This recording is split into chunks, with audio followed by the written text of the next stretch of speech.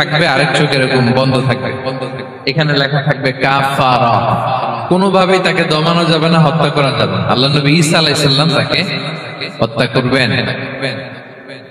তো যে ব্যক্তি সূরা কাহাফ তেলাওয়াত করবে, সূরা কাহাফের প্রথম 10 আয়াত বিশেষ করে মুখস্থ রাখবে, আল্লাহ তাআলা উসিমা মিন ফিতনাতিদ দাজ্জাল, দাজ্জালের ফিতনা থেকে তাকে বাঁচাবেন। তা আমরা দাজ্জালের ফিতনা থেকে বাঁচতে চাই কি চাই না? আপনারা অনেকে দেখে থাকবেন যে সূরা কাহাফের মধ্যে একটা শব্দ আছে ওয়ালিয়াতালাত্তাফ। যারা কোরআন পড়েছেন তালাত্তাফ দেখবেন কোরআনের মধ্যে এই শব্দটা বোল্ড করা, মোটা কালি দিয়ে লেখা bold. This is the middle of the holy Quran. এটা কোরআনের একেবারে মাঝখানে এই শব্দটা। এর আগে যত আয়াত তার পরে ঠিক তত আয়াত। সুবহানাল্লাহি ওয়া বিহামদিহি। This is the middle of the Holy Quran এবং এটা সূরা কাহাফের মধ্যে আছে। ওয়ালিয়াতালাত্তাফ শব্দটা আপনারা দেখবেন। তখন সাহাবীদের উপর, নন-মুসলিম সাহাবাদের উপর কঠিন অত্যাচার চলতেছিল, ভয়ঙ্কর ধরনের অত্যাচার। তো এই সূরাটা নাযিল করে আল্লাহ তাআলা ওনাদেরকে সান্ত্বনা দিলেন এবং বোঝাতে চাইলেন এই অত্যাচার, এই জুলুমের শিকার শুধু তোমরাই হচ্ছ না, এর আগেও হয়েছে অনেকে।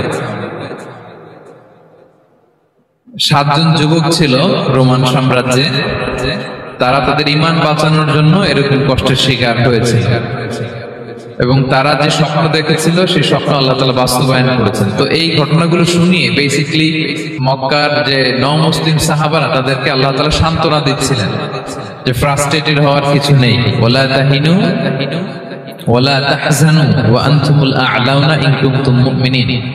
হতাশ হবে না, চিন্তিত হবে না, বিজয় তোমাদেরই হবে যদি তোমরা মুমিন হও, যদি তোমরা বিশ্বাসী হও, তোমাদের ঈমানের দাবিতে যদি তোমরা সত্যবাদী হও। মক্কার কুরাইশরা কোনোভাবেই যখন রাসূল সাল্লাল্লাহু আলাইহি ওয়াসাল্লামকে দমাতে পারছিল না, তখন তারা প্ল্যান করলো যে আমরা মদিনাতে যে মদিনার ইহুদিদের কাছ থেকে কিছু জেনে আসি।